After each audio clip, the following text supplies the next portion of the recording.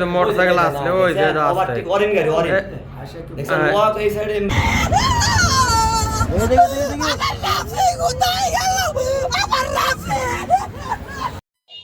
দর্শক, এই মুহূর্তে একটি সড়ক দুর্ঘটনা ঘটে গেল শেরপুর এলাকার মহিপুর অঞ্চলে।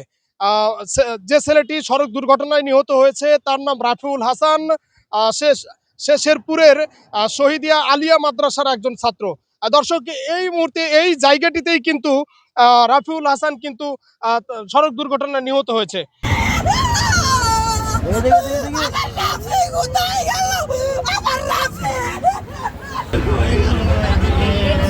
আমার সাথে নামাজ লাগে দেখা করে আলো ভাই। নিমিষে ঝরে গেল আরেকটি প্রাণ। একের পর এক সড়ক দুর্ঘটনায় প্রাণ ঝরছে। স্বজনহারা কান্নায় বগুড়া শেরপুরের আকাশ বাতাস ভারী হয়ে উঠেছে। বগুড়া শেরপুরে পৃথক ঘটনায় 2 যুবকের মৃত্যু হয়েছে। শুক্রবার দুপুরে ওরিন কোচের ধাক্কায় রাফিউল হাসান 23 বছর বয়স নামের এক মোটরসাইকেল আরোহী নিহত হন। অন্যদিকে ভোরে মহাসড়ক থেকে আব্দুর রশিদ 35 বছর নামের আরেক ব্যক্তির মরদেহ উদ্ধার করেছে পুলিশ।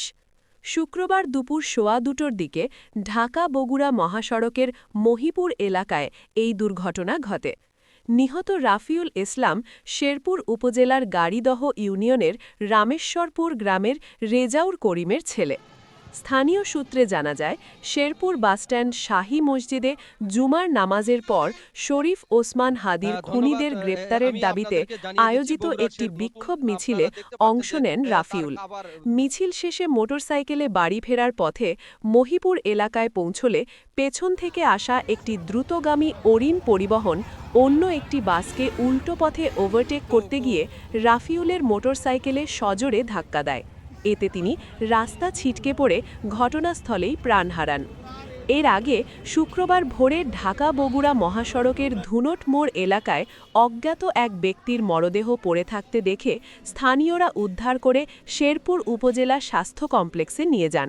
দুপুরে শেরপুর হাইওয়ে পুলিশ নিহতের আঙুলের ছাপ ফিঙ্গারপ্রিন্ট সংগ্রহ করে পরিচয় শনাক্ত করে। নিহত আব্দুর রশিদ 35 কুড়িগ্রামের রাজারহাট উপজেলার ঘড়িয়ালডাঙ্গা ইউনিয়নের পশ্চিম দেবোত্তর সিংড়া এলাকার বাসিন্দা। তিনি কিভাবে মারা গেছেন সে বিষয়ে তাৎক্ষণিকভাবে নিশ্চিত হওয়া যায়নি। এ বিষয়ে শেরপুর হাইওয়ে পুলিশ ক্যাম্পের উপপরিদর্শক এসআই আল আমিন জানান, আইনি প্রক্রিয়া শেষে মরদেহ দুটি পরিবারের নিকট হস্তান্তর করা হয়েছে। তিনি আরও বলেন, দুপুরের ঘটনাটি নিশ্চিতভাবেই একটি সড়ক দুর্ঘটনা, তবে ভোরের ঘটনাটিও প্রাথমিকভাবে সড়ক দুর্ঘটনা বলেই ধারণা করা হচ্ছে। পুলিশ ঘাতক বাসটি শনাক্তের চেষ্টা চালাচ্ছে এবং এই ঘটনায় মামলা দায়েরের প্রস্তুতি চলছে।